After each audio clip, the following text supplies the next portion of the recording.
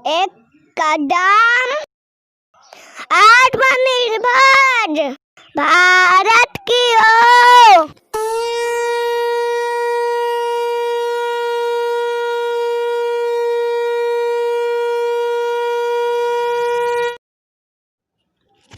नमस्कार मित्रों, आज हम लोग इंग्लिश के पार्ट 21 की शुरुआत करने वाले हैं, जिसमें हम लोग पढ़ेंगे प्रेजेंट कंटिन्यूअस टेंस।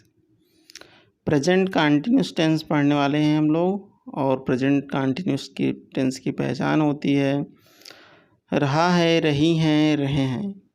ये शब्द वाक्य के अंत में आएंगे और इसमें हम लोग पढ़ने वाले नेगेटिव सेंटेंस। अफर्मेटिव सेंटेंस का पार्ट हो गया है, वीडियो आप देख सकते हैं। इसके पहले हम लोग आज पढ़ने वाले हैं नेगेटिव सेंटेंस। नेगेटिव सेंटेंस किसे कहते हैं? ऐसे वाक्य जिसमें नहीं लगा हो, नकारात्मक वाक्य कहलाता है, नेगेटिव सेंटेंस कहलाता है। रूल समझ लेते हैं। पहला रूल है ही, सी, इट तथा एक वचनकर्ता के साथ इज नॉट का प्रयोग करते हैं। एक बार फिर से रिपीट कर देते हैं।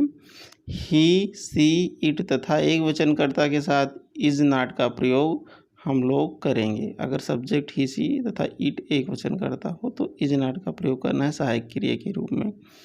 दूसरा नियम है आई के साथ एम नॉट का प्रयोग करेंगे। अगर आई सब्जेक्ट है, अर्थात मैं खाता हूँ, मैं जाता हूँ, मैं रोता हूँ, मैं धोता हूँ, तो सब्जेक्ट मैं होगा और मैं मतलब आई। तो आई के साथ एम नॉट का प्रयोग हम लोग करेंगे, ये ध्यान रखना। अगर आई सब्जेक्ट है तो सहायक क्रिया के रूप में एम नॉट का प्रयोग करेंगे। सहायक क्रिया को इंग्लिश में बोलते हैं हेल्पिंग वर्ब। अगला रूल समझते हैं। अगला रूल है बी, यू, दे तथा बहुवचनकर्ता के साथ आर नॉट का प्रयोग हम लोग करते हैं।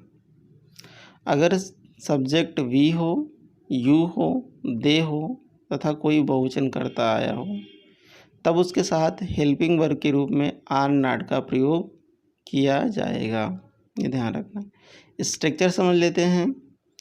स्ट्रक्चर है, सबसे पहले सब्जेक्ट लिखेंगे जिसे यस से डिनोट करते हैं। इज नॉट अथवा एम नॉट अथवा आर नॉट का प्रयोग करेंगे। फिर मेन वर्ब का प्रयोग करेंगे जिसे वी से डिनोट करते हैं और मेन वर्ब में आईएनजी लगा देंगे। फिर ऑब्जेक्ट लिखेंगे जिसे ओ से डिनोट करते हैं। फिर अदर चीज़ें लिख दी जाएंगी। ये ध्यान रखना है कि मेन वर्ब में हमेशा आईएनजी का प्रयोग करना होता है अगर कंटिन्यूअस टेंस होता है तो। आगे चलते हैं उदाहरण की ओर।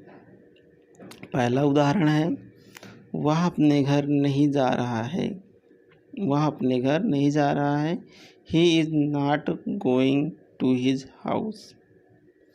ही is not going to his house, अपने घर नहीं जा रहा है। सबसे पहले अनुवाद करते समय स्ट्रक्चर का ध्यान रखना है। सबसे पहले सब्जेक्ट ढूंढते हैं। सब्जेक्ट है वह, क्योंकि जाने का काम कौन कर रहा है? वह। तो इस ही का प्रयोग करेंगे। फिर इज हेल्पिंग वर्ब के रूप में लगाएंगे। फिर नॉट लिखेंगे। फिर गो, और गो में आईएनजी लिख देंगे क्योंकि गो मेन वर्ब है। टू हिज हाउस अदर चीज़ में आ जाएगा। तो हमारी ख्याल से आपको अच्छे समझ में आ गया। अगला उदाहरण समझते हैं। अगला उदाहरण है तुम अपने मित्र के साथ झगड़ा नहीं कर रहे हो। You are not doing quarrel with your friends. You मतलब तुम, मतलब सब्जेक्ट है। आर हेल्पिंग वर्ब के रूप में प्रयोग किया है क्योंकि यू के साथ आर नॉट का प्रयोग करेंगे। डू मने होता है करना, मेन वर्ब है और इसमें आईएनजी लगाएंगे, डूइंग हो जाएगा। क्वेरल ऑब्जेक्ट है, विथ योर फ्रेंड्स मतलब होगा झगड़ा करना। यू के साथ अपने के लिए योर लगाते हैं। ये तो पहले से डिस्कशन हो चुका है, आप पिछली वीडियो में देख सकते हैं। अगला उदाहरण समझते हैं। हम अपना घर स्वयं नहीं बना रहे हैं। हम अपना घर स्वयं नहीं बना रहे हैं। तो इसका अनुवाद होगा we are not making our house our sales.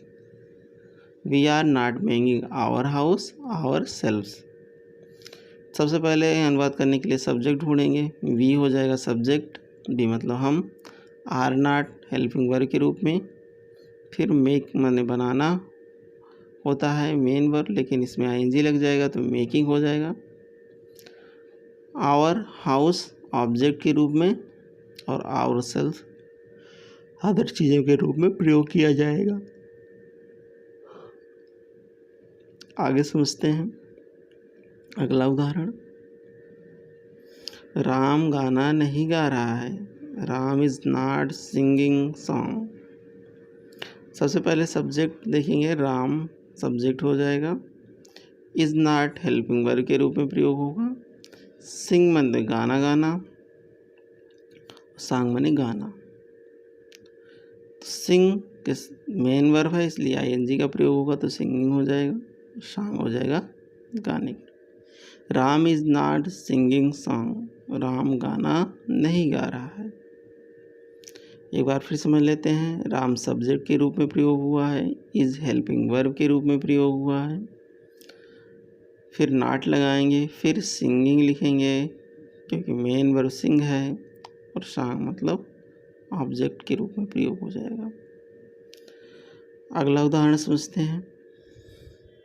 हम धीरे धीरे नहीं चल रहे हैं। We are not walking slowly slowly. We subject के रूप में प्रयोग होगा और वी के साथ आर नॉट का प्रयोग होगा क्योंकि नियम है वी के साथ आर लगता है। वॉक मतलब होता है चलना या टहलना, तो वॉक में आईएनजी लगा देंगे तो वॉकिंग हो जाएगा। फिर स्लोली स्लोली मतलब धीरे धीरे। We are not walking slowly slowly. हम धीरे धीरे नहीं चल रहे हैं। एक बार फिर समझ लेते हैं। बी सब्जेक्ट के रूप में प्रयोग हुआ है, आर हेल्पिंग वर्ब के रूप में, नॉट लगेगा, फिर वॉक मतलब टहलना होता है, इसमें आईएनजी का प्रयोग होगा, स्लोली स्लोली मतलब धीरे धीरे। आगे समझते हैं। रामचंद्र जी वनवास से अयोध्या नहीं आ रहे हैं। Ramchandra is not coming to Ayodhya from exile. Exile मतलब होता है वनवास। सबसे पहले सब्जेक्ट ढूंढेंगे। सब्जेक्ट है रामचंद्र, क्योंकि जो काम करेगा उसे ही सब्जेक्ट बोलेंगे, तो सब्जेक्ट आने का कौन काम कर रहा है, रामचंद्र, तो रामचंद्र सब्जेक्ट हो जाएगा। और ये रामचंद्र एक वचन है इसलिए इज़ नॉट का प्रयोग करेंगे तो इज़ नॉट हो जाएगा हेल्पिंग वर्ब। फिर कम मतलब होता है आना, और इसमें आईएनजी लिख देंगे, टू अयोध्या फ्रॉम एग्जाइल, ये अदर चीज़ें में आ जाएगा। अगला उदाहरण समझते हैं। वे लोग अपने घर से विद्यालय नहीं जा रहे हैं। Those people are not going to school from their house. Those people are not going to school from their house, तो सबसे पहले दोज पीपुल इसमें हो जाएगा सब्जेक्ट, आर हेल्पिंग वर्ब के रूप में प्रयोग हो जाएगा, आर नॉट, क्योंकि दोज बहुवचन है दोज पीपुल, इसलिए आर नॉट का प्रयोग करेंगे। गो माने होता है जाना, और आईएनजी का प्रयोग कर देंगे क्योंकि गो मेन वर्ब है। To school from their house ये ऑब्जेक्ट के रूप में प्रयोग हो जाएगा। अगला उदाहरण समझते हैं। अध्यापक स्कूल में नहीं पढ़ा रहे हैं। The teachers are not teaching in school. अध्यापक स्कूल में नहीं पढ़ा रहे हैं, तो सबसे पहले हो जाएगा द टीचर्स। टीचर्स बहुवचन है इसलिए आर नॉट का प्रयोग करेंगे हेल्पिंग वर्ब के रूप में। फिर टीचिंग, टीच माने पढ़ाना होता है मेन वर्ब, इसलिए इसमें आईएनजी लिख देगा तो हो जाएगा teaching, to school, in school, other चीज़ों में। इन स्कूल मतलब स्कूल में। The teachers are not teaching in school. अध्यापक स्कूल में नहीं पढ़ा रहे हैं। द टीचर्स सब्जेक्ट है, आर नॉट हेल्पिंग वर्ब के रूप में प्रयोग हुआ है। टीच माने होता है पढ़ाना, उसमें आईएनजी का प्रयोग करेंगे, टीचिंग हो जाएगा। इन स्कूल मतलब स्कूल में। आगे देखते हैं, राजेंद्र अपने घर नहीं सो रहा है। राजेंद्र अपने घर में नहीं सो रहा है, इसका अनुवाद होगा राजेंद्र सब्जेक्ट हो जाएगा। सब राजेंद्र एक वचन है इसलिए इज नॉट का प्रयोग करेंगे।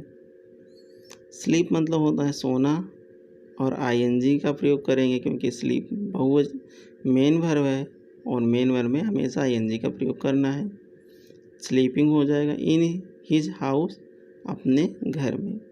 Rajendra is not sleeping in his house, Rajendra अपने घर में नहीं सो रहा है।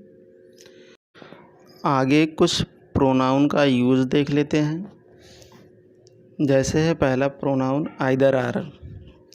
आइदर आर का प्रयोग या तो के रूप में किया जाता है। हिंदी में या तो के लिए आइदर आर का प्रयोग करते हैं। दो में से किसी एक नाउन के लिए, अगर दो नाउन में से किसी एक नाउन के लिए प्रयोग करना है या तो के रूप में तो आइदर आर का प्रयोग करेंगे। नाइदर नार के लिए ना तो का प्रयोग करेंगे। दो में से कोई भी नहीं के लिए, दो लोगों में से किसी भी नहीं के लिए या किसी भी नाउन जो किसी के भी के लिए चर्चा ना हो रही हो, दो में से कोई भी नाउन के लिए अगर चर्चा ना कर रहे हैं तो नाइदर नार का प्रयोग करते हैं। नाइदर नार रहेगा। फिर वन अनदर का प्रयोग परस्पर एक दूसरे का के लिए करते हैं। दो से अधिक नाउन के लिए, दो से अधिक नाउन के लिए परस्पर एक दूसरे के लिए वन अनदर का प्रयोग करते हैं। ईच अदर के लिए परस्पर एक दूसरे के लिए प्रयोग करते हैं। इसको भी ईच अदर का प्रयोग परस्पर एक दूसरे के लिए ही करते हैं, लेकिन दो नाउन के लिए करते हैं। अगर दो नाउन के लिए बात हो रही है तो ईच अदर का प्रयोग करेंगे परस्पर एक दूसरे के लिए। अगर परस्पर एक दूसरे के लिए प्रयोग करना है दो से अधिक नाउन के लिए तो वन अनदर का प्रयोग करेंगे। नाइदर नार का प्रयोग ना तो के लिए करेंगे, दो में से कोई भी नहीं के लिए। और आइदर आर का प्रयोग या तो के लिए करेंगे, दो नाउन में से किसी एक नाउन के लिए। ये ध्यान रखना। Thanks for watching this video. धन्यवाद।